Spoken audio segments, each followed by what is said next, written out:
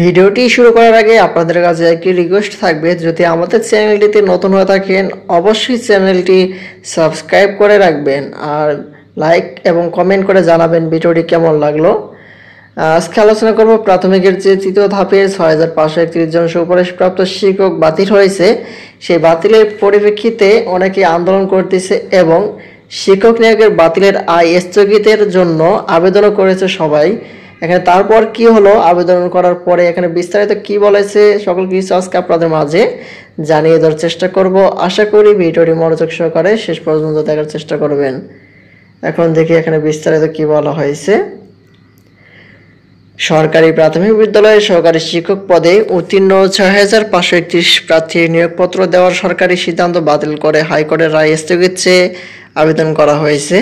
প্রাথমিক শিক্ষা অধিদপ্তর থেকে যে আবেদন করা হয়েছে, আপিল বিভাগের চেম্বার আদালতে এই আবেদনের উপর শুনানি হবে। বৃহস্পতিবার 13 ফেব্রুয়ারি deputy attorney general Mohammad Asaduddin আবেদনের বিষয়টি নিশ্চিত করেছেন। তারপর বলা হয়েছে, এর আগে গত 6 ফেব্রুয়ারি ঢাকা চট্টগ্রাম বিভাগের সরকারি প্রাথমিক বিদ্যালয়ের সহকারী শিক্ষক পদে উত্তীর্ণ 6531 জন প্রার্থীকে নিয়োগপত্র দেওয়ার সরকারি সিদ্ধান্ত বাতিল করে রায় দেন হাইকোর্ট। একই সঙ্গে আদালতে কোটা বাদ দিয়ে মেধার ভিত্তিতে পুনরায় নিয়োগ দিতে নির্দেশ দেন আদালত।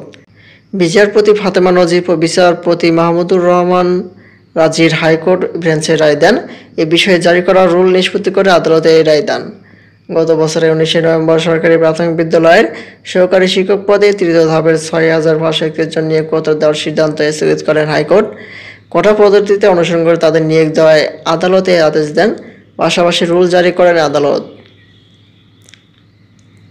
গত 31 অক্টোবর সরকারি প্রাথমিক বিদ্যালয়ের সহকারী শিক্ষক পদে তৃতীয় ধাপে ঢাকা চট্টগ্রাম বিভাগের চূড়ান্ত ফল প্রকাশ করা হয়। এতে উত্তীর্ণ হয় 6531 জন।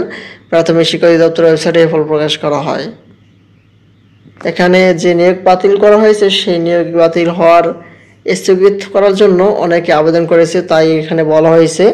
আর এই আবেদনের সর্বশেষ এখনো কিছু এখানে বলা হয়নি। যখনই নতুন কোনো আপডেট নোটিশ পাবো সবার আগে আমাদের চ্যানেলটিতে পেয়ে যাবেন।